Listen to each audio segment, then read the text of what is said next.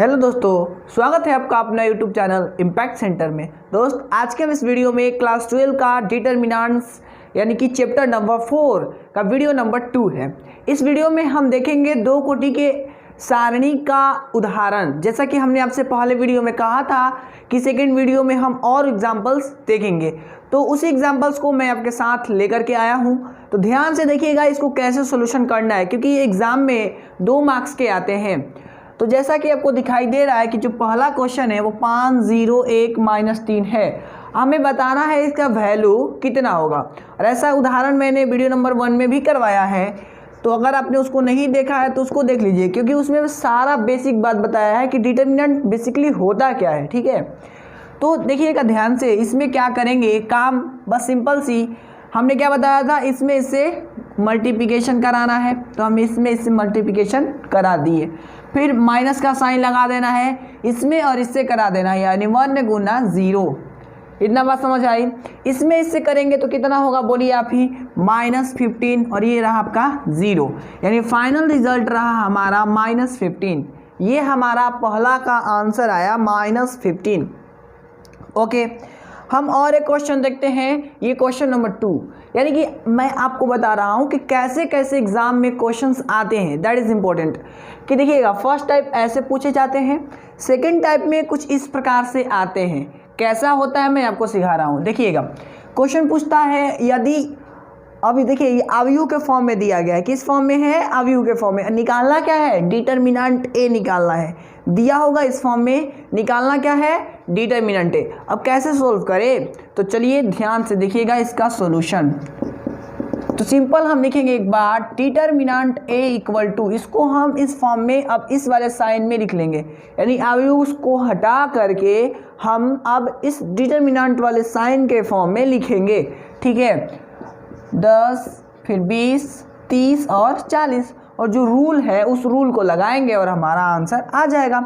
Simply rule क्या बताए हैं, इसमें इससे गुना कराना है कि नहीं है। ओके, तो इसमें इससे कराएंगे तो 400, और इसमें इससे कराएंगे तो देखिएगा डायरेक्ट करा देता हूँ। चलिए एक बार दिखा ही देता हूँ, इसको भी दिखा देता हूँ। 10 गुना 40 तो कितना हो जाएगा, 400। इसको करेंगे तो 600, और जब इन दोनों को घटाइएगा तो कितना, तो ये रहा आंसर -200। ये रहा आपका फाइनल जवाब। तो ये भी बात समझ आया कि ऐसे क्वेश्चन देगा तो कैसे बनाना है, और अगर ऐसा क्वेश्चन आया तो कैसे बनाना है। चलिए हम और नेक्स्ट टाइप के ऊपर बढ़ते हैं। अब देखिएगा, कुछ ऐसे क्वेश्चन रहता है जो कि 2 मार्क्स, कभी कभी ऑब्जेक्टिव में भी बिहार बोर्ड ऐसा क्वेश्चंस दे देते हैं, तो हम इसको कैसे करें, दैट इज़ इम्पोर्टेंट। ओके, तो देखिएगा ध्यान से, इसमें दिया है x 4 3 2 4 1 2 3, इतना दिया है। तो मेरे से पूछा है x = what। तो देखिए बहुत लोग यहाँ पर गलतियाँ क्या करते हैं मैं आपको बताता हूँ। बहुत लोग क्या करते हैं, जैसे कि हम पढ़ा रहे थे अवयव की समानता, है ना, तो उसमें कहा था कि पहला पद के बराबर होते हैं, यानी संगत पद आपस में क्या होते हैं, बराबर होते हैं। लेकिन डिटर्मिनेंट में ऐसा नहीं होता है, ये गलत फहमी दूर कर लीजिए। इसको कैसे करें, अब सवाल है कि कैसे बनाए। ठीक है, वैसे नहीं होता है, यानी कि x = 4 आंसर नहीं होगा, कुछ और हो सकता है। हाँ, शायद सॉल्यूशन करने पर 4 आ जाए, वो बात अलग है, लेकिन कभी भी डायरेक्ट हम ऐसे नहीं सोचेंगे। इतना बात समझ आया। अच्छा, एक और बात मैं सिखा रहा हूँ आपको। अगर ऐसा होता तो ये वाला वैल्यू इस वाले वैल्यू के बराबर होता कि नहीं होता, ये वाली वैल्यू के बराबर होता, ये वाला इस वाले के बराबर होता, मतलब संगत पद बराबर होता। ये कब होता है, अवयव में होता है, डिटर्मिनेंट में ऐसा नहीं होता है। तो कैसे करें, तो ध्यान दीजिएगा, सिंपल जो रूल है उस रूल को लगाइए, फिर कोई दिक्कत नहीं होगा। x में 2 से गुना करेंगे तो 2x होगा, क्लियर है। ओके, फिर माइनस साइन लगाया जाता है। 3 में 4 से करेंगे तो देखिएगा 3 × 4, अब देखिएगा इक्वल टू है तो इक्वल टू डाल दिया हमने। बात समझ आ रही है। ओके, अब देखिएगा 4 में 3 से कराना है तो 4 × 3, फिर इसके बीच माइनस होता है, ये मैंने कल के क्लास में बताया है, पीछे वाली वीडियो में। फिर 2 × 1, इसको इससे करा दिया। ओके, उसके बाद देखिएगा 2x minus 3 4 = 12 equal to 4 3 = 12 minus 2 1 = 2। Okay, ये पता है। अब देखिएगा आगे 2x = देखिएगा ध्यान से दोस्त, ये घटेगा तो आपका हो जाएगा 10, है कि नहीं है। अच्छा ये माइनस में है तो उस तरफ जाएगा तो प्लस में, यानी +12 होगा ना। चलिए बहुत अच्छा। उसके बाद देखिएगा 2x is equal to 2x is equal to 10 में जब हम 12 जोड़ेंगे तो हमारा मिलेगा 22, मिलेगा ना। हमें निकालना क्या है, x निकालना है। तो लिखेंगे इसलिए x इज इक्वल टू, देखिएगा ध्यान से दोस्त, ये 22 जैसे है वैसे हम लिख लेते हैं, और ये गुना में है तो आपको पता है कि भाग में चल जाता है। ये बात आप लोग अच्छे से जानते हैं, क्लास 10, 11, 12 सारे में ये बात पढ़ना था। ओके, जब कटाएंगे तो 11 आया, यानी x हमारा फाइनल जवाब रहा x का 11। ये रहा दोस्त फाइनल हमारा आंसर। तो इस तरीके से आपने देखा कि जब x का वैल्यू पूछेगा तो हमें कैसे करना है। ठीक है, तो अब हम और आगे के क्वेश्चन डालते हैं, देखते हैं। तब तक इसको कॉपी कीजिए। अब हम और आगे बढ़ते हैं। यस, अब हम और उससे आगे क्वेश्चन देखेंगे कि 2 कोटि का सारणिक में और कैसे कैसे क्वेश्चंस आते हैं। तो अब जो क्वेश्चन है दोस्त वो ओमेगा से रिलेटेड है, और ये ओमेगा को अपने क्लास 11 में पढ़ चुका है, मुझे उम्मीद है कि आप लोग पढ़ चुके होंगे। तो उसी के बेस पर, उसी के नॉलेज पर मैं आपको समझा रहा हूँ कि ये क्वेश्चन बनाए कैसे। ओके, तो देखिएगा ध्यान से, बहुत ही महत्वपूर्ण क्वेश्चन है और बहुत ही कॉन्सेप्चुअल क्वेश्चन है। इस कॉन्सेप्ट को समझिए और इसके बेसिस पर आप कोई भी क्वेश्चन कर लीजिएगा। ओके, देखिएगा ध्यान से, जो रूल है मैं वही रूल फॉलो करूँगा। रूल क्या है, इसमें इससे गुना कराना, तो omega into omega square, simple सी बात है। चलिए, फिर माइनस लगाना, ओमेगा इंटू ओमेगा 5, इसको इससे मल्टीप्लिकेशन कराना। कितना इजी है। ओके, अब देखिएगा ओमेगा में यहाँ पर दोस्त 1 है, और आपको फार्मूला भी पता है, आप बहुत पहले ये फार्मूला पढ़ चुके हैं कि x to the power m into x to the power n हो तो x इज इक्वल, मतलब जो बराबर होता है वो xm प्लस n के, यानी गुना में क्या घात जुड़ जाता है। ये बात आप दोस्त बहुत पहले से जानते हैं। ऐसे में 2 1 3 हो जाएगा। फिर देखिएगा माइनस ओमेगा, यहाँ पर 1 और 5 मिलकर के 6 हो जाएगा। अब देखिएगा मैं जो बताने जा रहा हूँ बहुत ही महत्वपूर्ण होगा। पहले एक लाइन लिख लेते हैं, फिर आपसे बात करते हैं।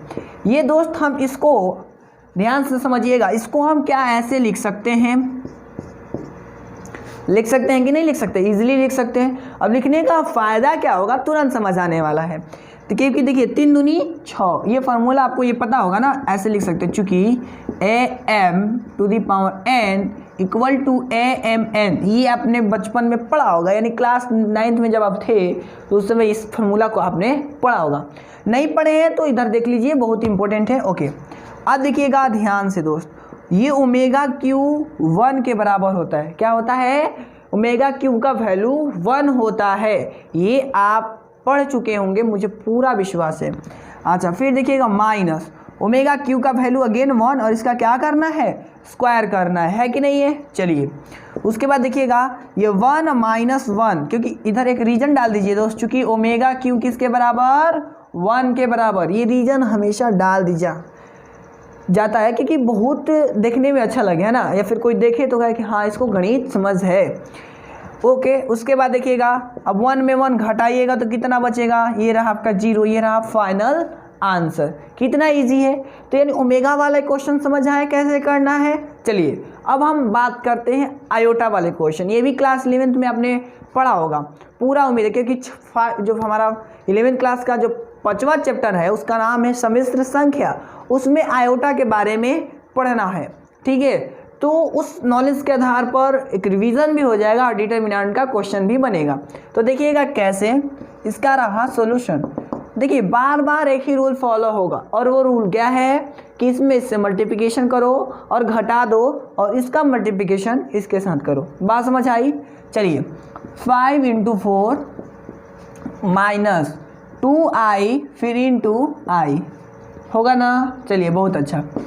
5 4 20 माइनस 2i स्क्वायर होगा क्या। अब देखिएगा दोस्त, मैं एक बात बताने जा रहा हूँ, ये 20 माइनस 2 इंटू, आपने पढ़ा होगा, नहीं पढ़े हैं तो मैं बता रहा हूँ, ध्यान समझिएगा। आई स्क्वायर का वैल्यू -1 के बराबर होता है। ये बात मन में बैठा लीजिए, क्योंकि क्लास 12th में बहुत काम आने वाला है। तो लिखेंगे चूंकि आई स्क्वायर इक्वल टू -1, होगा कि नहीं होगा? चलिए समझ आया, बहुत अच्छा। तो देखिएगा 20 और ये माइनस प्लस 2 में 1 से करेंगे तो 2 होगा ना। अब उसके बाद देखिएगा 20 में 2 जोड़ेंगे तो ये रहा आपका 22। ये रहा आपका सुंदर जवाब, है ना, यानी कि आंसर हो गया। ठीक है, अब हम और टाइप के क्वेश्चन देखते हैं।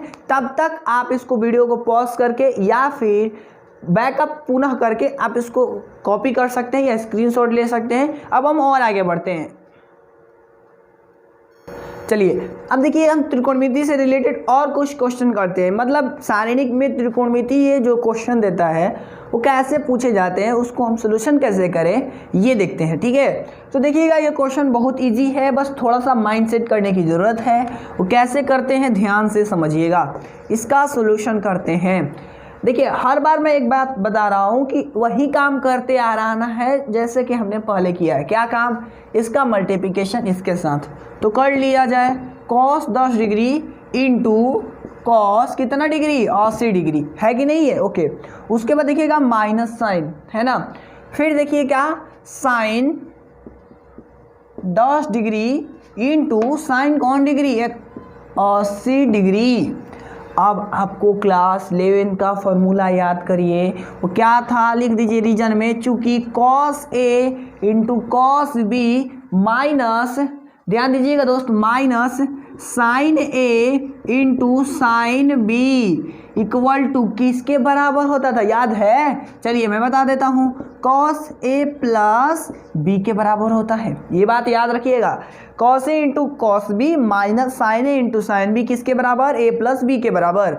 ओके, तो ऐसे में दोस्त देखिएगा ध्यान से, इसलिए cos, देखिएगा cos सूत्र के अनुसार a, यानी इतना बड़ी बात को हम इतना में लिखने जा रहे हैं, उसको ध्यान दीजिएगा। cos जैसे वैसे लिख दिया, ठीक है। अच्छा, उसके बाद देखिएगा a का वैल्यू देखिए दोनों में ये है, अभी ये है ना। तो a कितना डिग्री? तो 10 डिग्री प्लस b कितना degree? 80 degree. Okay, cos 90 degree. अब देखिएगा यहाँ से कितना शानदार जवाब रहेगा। cos 90 डिग्री सबको मालूम है कितना? 0 होता है। ये हो गया आंसर। कितना इजी है ना। ओके, अब हम इस वाले लास्ट क्वेश्चन के बारे में बात कर लेते हैं। तो मैं समझता हूँ आप इसको स्क्रीनशॉट ले सकते हैं क्योंकि इसको मैं थोड़ा सा रफ करने वाला हूँ। चलिए देखिएगा उसके बाद इस वाले क्वेश्चन को कैसे करें ध्यान से समझिएगा। और ये लास्ट क्वेश्चन है दोस्त, क्योंकि इसके बाद ना हम मतलब जितने भी क्वेश्चन होते हैं 2 कोटि के सारणी का सब करवा दिया आपका सामने। अब इसके अलावे कोई क्वेश्चन नहीं होता है, अब विश्वास कीजिए। हाँ, थोड़ा अंक चेंज हो सकता है, वो बात अलग है, लेकिन जो कॉन्सेप्ट है वो इसी टाइप पर पूछेगा। इसके अलावे कोई पूछा तो कमेंट बॉक्स में कीजिएगा कि हाँ पूछ रहा है। ठीक है, तो चलिए आइए ध्यान दीजिएगा कैसे करना है। तो इसका गुना इसके साथ, यानी a plus B into A minus B, simple है ना। फिर देखिएगा माइनस किसका? इसका इसके साथ, यानी c प्लस बी और c माइनस बी। बात समझ आई?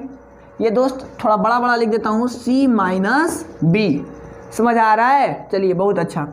आपको एक फार्मूला पता होगा, वो क्या है? a plus B into A minus B किसके बराबर होता है? A square minus B square के, है कि नहीं है। फिर देखिएगा माइनस, उसके बाद ब्रैकेट लगा रहे हैं। क्यों लगा रहे हैं? क्योंकि जब 2 हो और उनके बीच कुछ साइन हो तो हमेशा एक ब्रैकेट का यूज़ करते हैं, ये बात याद रखिएगा। फिर देखिएगा c प्लस बी और c माइनस बी का फॉर्मूला दोस्त c square minus B square. अब देखिएगा A square minus B square, ये माइनस सी स्क्वायर, ये माइनस और माइनस प्लस, होगा कि नहीं होगा? होगा। अब देखिएगा ये प्लस बी स्क्वायर और ये माइनस का बी स्क्वायर, ये दोनों आपस में कैंसिल हो जाएगा, है ना। अच्छा, बचा क्या हमारे पास? तो ए स्क्वायर माइनस सी स्क्वायर। अगर ऐसा देता है तो ठीक, और ऐसा नहीं दिया, अगर इस रूप में आंसर दिया है, ऑप्शन दिया है, तो हम इस रूप में कर लेंगे। हो गया हमारा आंसर कि नहीं? हो गया कि नहीं हो गया? बस इतने ही टाइप के क्वेश्चन आते हैं 2 कोटि के सारणिक में। तो बस हम आज के लिए इतना ही रखेंगे। और मैं बता दूं, नेक्स्ट वीडियो में हम देखेंगे 3 कोटि का सारणिक का, उसका चिन्ह योजना क्या होता है, वो क्या होते हैं और उसके एग्जाम्पल्स क्या होते हैं, वो बहुत सारी चीज़ों को हम नेक्स्ट वीडियो यानी वीडियो नंबर 3 में देखने वाले हैं। तो नेक्स्ट वीडियो को देखना भूलिए मत, पहले इसको देखिए और इसके पीछे वाले वीडियो को भी ज़रूर देख लीजिए क्योंकि वो बहुत इंपॉर्टेंट है। और अगर आपको ये वीडियो अच्छा लगा है तो उसको लाइक कीजिए, कमेंट कीजिए और दोस्तों को शेयर कर दीजिए। और अगर चैनल पर नया है तो चैनल को सब्सक्राइब कर लीजिए क्योंकि हमेशा मैं आपसे ये वादा करते आ रहा हूँ कि हमेशा मैं आपसे ये बात कहते आ रहा हूँ, रिपीट फिर से एक बार कर रहा हूँ कि आपका 95+ ला करके दिखवाऊँगा। ये मेरा आपसे वादा है एक बार फिर से। और एक बात, मिलते हैं नए वीडियो में, तब तक के लिए जय Hind and thanks for watching.